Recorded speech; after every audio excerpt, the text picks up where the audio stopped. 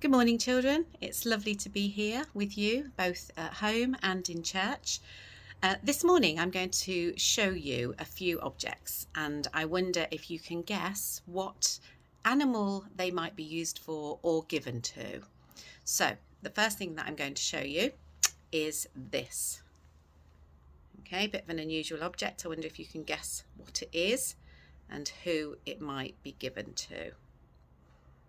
Okay, that's the first object. So if you can guess, you could shout it or say it at the screen or whisper it under your breath if you're in church. The second object that I have for you to look at is this. So I wonder again if you can guess what it is. This would be put on the animal. And I wonder if you can guess what animal would be wearing this, would be put on this. Okay, again, you might be getting a bit warmer now. You might have a good clue as to what the animal is. What about this? This is toothpaste, and a clue might be that it's liver flavoured. So what animal do you think I might use this on? I wonder if you're getting a lot closer now. I think liver is a really big clue. This is the next item. I'm sure you know what it is, but what animal might this be used on? Quite easy. Got it? Hope some of you have now. And the last item is this. So all of us animal lovers who have one of these will know exactly what this is used for. This is to clear up after our animal. Okay, so this is the last item, so I hope you've got it now. I hope you know which animal I'm talking about. Yes, it's a dog. That's my pet. Well, actually, we have two dogs, two pets. So that's my pet and I have at home. I wonder if you have a pet. Maybe you have a gerbil or a goldfish or a hamster or a cat. I want to know, do you give your animal a name? My animal's name, my dog's names are Ollie and Humphrey. Well, here is my dog, Ollie. So what do you think I have to do to take care of Ollie? I have to feed him. He loves his food. He's a Labrador and he loves food. I have to make sure that he's got enough water to drink. I take him for walks so that he has exercise. I have called him a name. He knows my voice, and when he hears my voice, he follows it and does what I ask him to do. So let's see if he'll do a trick for me. Ollie, give me your paw.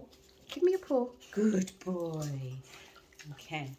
I play with him. So I play with Ollie, and he likes to play with things. I also have another dog, Humphrey, who's getting a little bit jealous that I'm playing with Ollie at the moment. And Ollie follows me. When I take him out for a walk, he likes to follow me, and he does the things that I ask him to. So he listens to my voice. When I call his name, I know his name, and he trusts me. He trusts me to look after him. Well, the way that I take care of Ollie, the way that I look after him, feed him, take him for walks and protect him, reminded me of a shepherd. And when I was thinking about the shepherd, it reminded me of something in the Bible. Now, do you know what a shepherd does? We don't really hear about shepherds anymore, but they still exist, and they definitely existed in Bible times. There are some very famous people that we hear about in the Bible in the Old Testament that were shepherds. So there's Moses and Abraham and King David were all shepherds. And they would look after their sheep and guide them and protect them. The shepherd would lead them into green pastures where they would have lovely food, fresh food to eat. The shepherd would go ahead of the sheep and protect them, look out for any dangers, any animals like wolves that would be ready to eat them. The shepherds would take care of the sheep by removing any brambles or bugs that might have got into the sheep's wool. So they would clean them and take care of them in that way too. Now, the shepherd would spend all the day with the sheep, and the sheep would begin to know the shepherd's voice. They would know his voice, and the shepherd would also know his sheep, and they would trust that the shepherd was going to keep them safe. In the Bible, in John 10, verse 14, Jesus says, "I am the good shepherd. I know my own, and my own know me." And that is Jesus, and he tells us that he is the good shepherd. And when I was thinking about this, I was thinking, what is it that Jesus wanted us to know with using this picture about how he is the good shepherd and how he is like a shepherd? Now, if Jesus calls himself the good shepherd, I wonder who are his sheep. Do you think you know who Jesus' sheep are? That's right, you and me, us. And Jesus wanted us to know that he would take care of us, protect us, go ahead of us in case of any dangers, that we would know his voice when we hear stories read from the Bible, or we hear about him by other people talking about him. And we would know him and he would know us.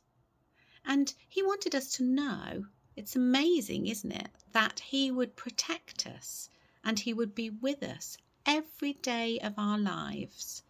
And we don't need to be afraid because Jesus promises to look after his sheep, which is us. It's such good news, and we can trust that Jesus will always be with us and we don't need to be afraid. Now, I hope that when you see the sheep in the field, it will remind you that Jesus has said in the Bible himself, about himself, "I am the good shepherd."